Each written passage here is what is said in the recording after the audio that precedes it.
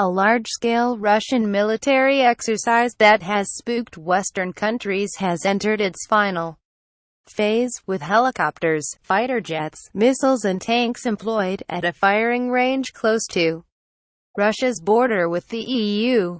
Vladimir Putin was among those watching the 45-minute display of firepower on a cold and rainy Monday afternoon at the Luga firing range, about 70 miles (113 kilometers) from the border with EU member state Estonia.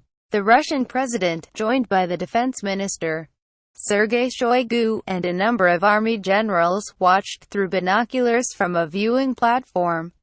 The scenario for Zapad, which Russia is holding jointly with the armed forces of neighboring Belarus, sees Vyshnoria, a fictitious region of Belarus, declare independence and attempt to turn Belarus against Russia, with the help of NATO countries. Facebook, Twitter, Pinterest. Putin observes the Zapad 2017 military exercise.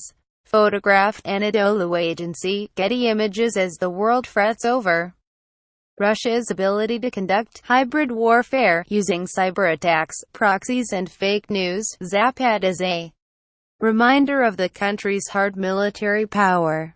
Exercises have also taken place in Belarus and Russia's Baltic exclave of Kaliningrad. On Monday, the exercise transitioned from defense to counterattack, with infantry, artillery, missile, air defense and aviation all involved.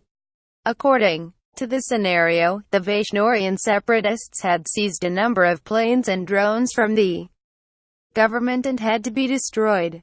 Zapad, which means West in Russian, is the reincarnation of a Soviet-era training exercise that involved Warsaw Pact countries, and is carried out every 4 years.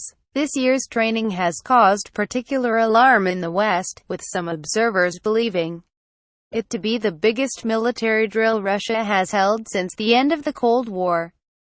Russian officials have denied the exercises are anything other than a standard training exercise, and point to NATO troop buildup in Central and Eastern Europe as the real threat to stability on the continent. A 4,000-member multinational NATO force has been deployed in the Baltics and Poland to counter the Russian threat. Russia claims only 12,700 troops are taking part in the exercises, which brings them in just under the 13,000 threshold, over which there would be a requirement under a treaty known as the Vienna Document to allow Western observers to attend.